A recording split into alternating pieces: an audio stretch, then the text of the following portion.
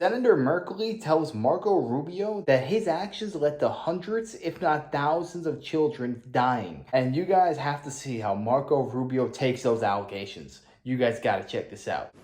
Senator Merkley. Thank you very much, Mr. Chairman, and the second chance to ask some questions of you today. Thank you for testifying in multiple committees. Back in March, you noted that you had revoked some 300 student visas using the 1952 Immigration and Nationality Act, which specifically says the Secretary of State can revoke a visa if an alien's activity in the U.S. would have a serious adverse foreign policy consequence. And that issue of 300, what's the number up to now? How many visas have you revoked? I don't know the latest count, but we probably have more to do.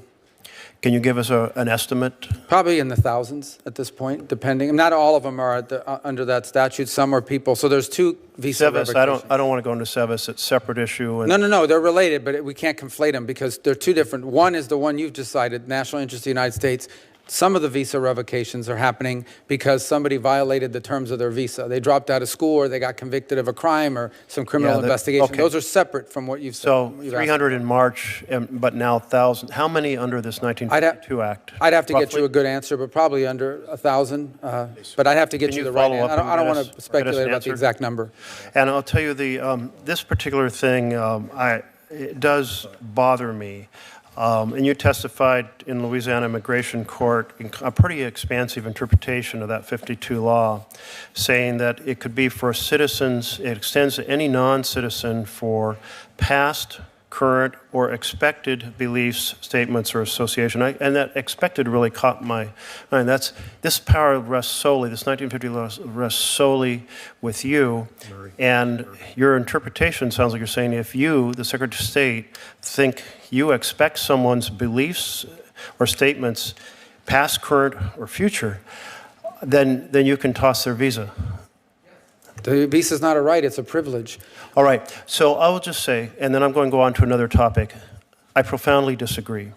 The Fifth Amendment is very powerful in protecting citizens and non-citizens alike with due process. I know this will be adjudicated in court, but the idea that one individual could on their opinion of someone's future activity or expected activity, that one individual, being our Secretary of State, can toss somebody's visa seems to me an extraordinary violation of due process. I won't ask you to defend it now. I'm happy to put it in writing for you to give us a follow-up and explain it better. But I do think it's a fundamental attack on freedom because due process is the guardian of the gate to keep a government from taking away people's life or liberty, and liberty is what happens when you take away a visa without due process. I want to turn to the issue my colleagues have mentioned, and that is there is a legal way to restructure the Secretary of State's department and USAID specifically.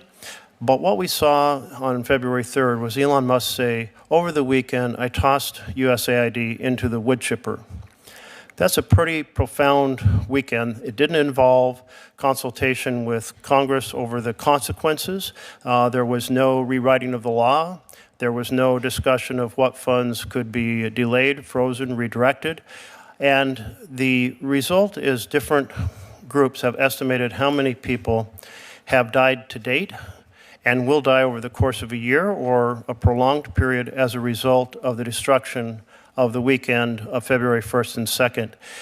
Did Elon Musk have your support in putting USAID into the wood chipper?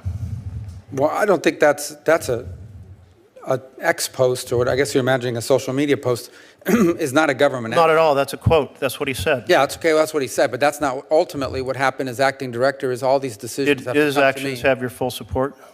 The ones that I signed off on, yes, which is the ones that happened. Of what Elon Musk did with USAID? No, but understand, these are contracts. All these Did he contracts. do it without or with your support? That's what I'm trying to understand.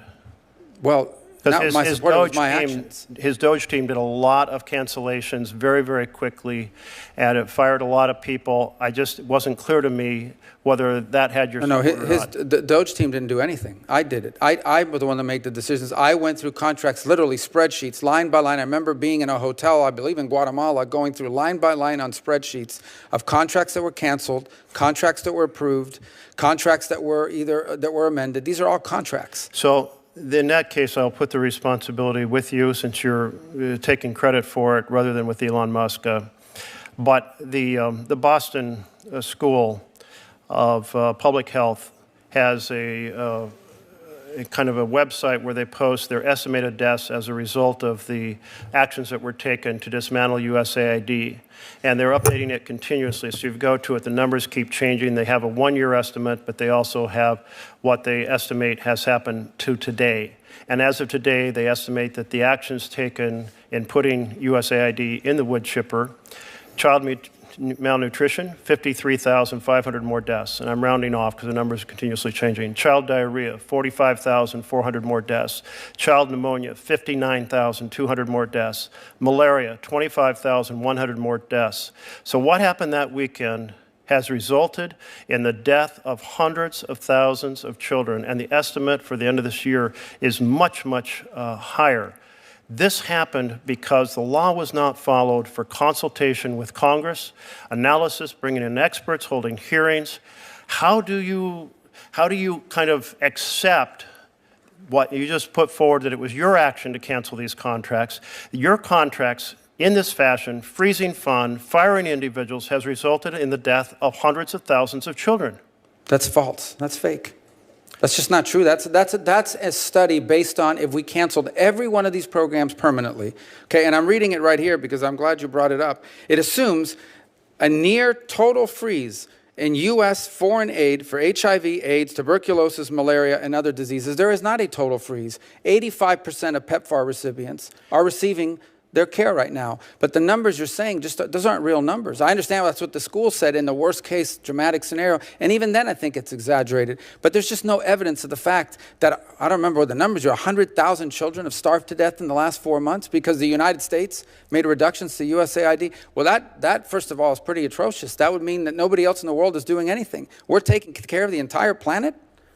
Well, I must say, I think your response does not fit with what the published results were, but there's other groups that have done this as well. There's a study in Nature with healthcare experts from a whole number of leading universities, and they said basically if you shut down USAID, and it may not be fully shut down, but my colleagues who follow this closely say, it's 80-90% shut down.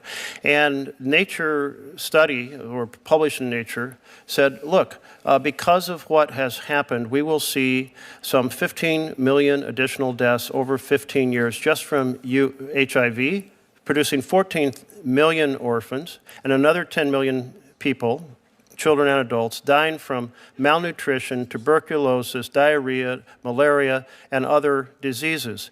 And there's even higher numbers from the Friends of the Global Fight Against AIDS. I think it's this rash shutdown without due process of law, that is not coming and doing it in collaboration with rewriting the law, freezing funds, canceling these contracts without consultation, that you have exacted enormous harm on the world. Again, those numbers you're saying are staggering and unrealistic. The reality of it is, if what you're saying is that unless the United States funds foreign aid at these levels in perpetuity, the world's going to suffer 15 million deaths in 15 years, and every country should be voting for everything we want at the UN. The number was 15. Because we're basically funding and feeding the world. 15 million in the study of Nature, yes, from the shutdown of these programs. I actually love to see this. You want to know why?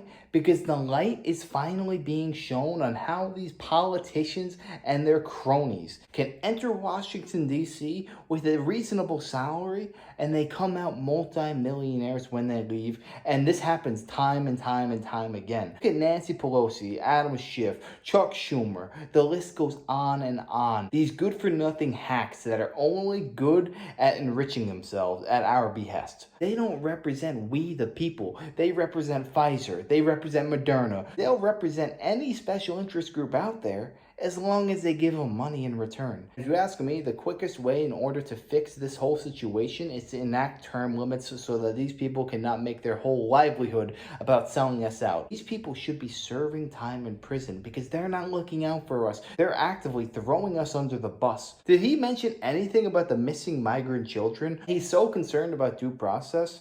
Where was that in 2020, 2021, 2022 when you needed to show a vaccination card to enter any restaurant? People forget just how crazy the world was in those times. They thought these injustices to the American people were perfectly fine. They thought nothing was wrong about it. Plain and simple, anybody who is involved in letting children starve are evil to their core. I don't understand how these politicians can look at themselves in the mirror and think that they're doing the right thing. Think that they're doing a good job for the American people. I would feel a deep shame and sadness for selling out the people who voted me into power to begin with. But I'll tell you what, they might get away with it scot-free. They might not face their day in court, but their day of judgment is coming. It might not come today, tomorrow, or the next day. Believe you me, they're going to have to answer to the Lord Jesus Christ before all is said and done. And I think we can all take some solemn in that fact. But yeah, let me know your thoughts on this down below. How do you think Marco Rubio is doing as Secretary of State? Let me know. I'd love to know your thoughts. And if you enjoyed, make sure to smash that like, comment, subscribe, and wish you guys nothing but the best. Till next time.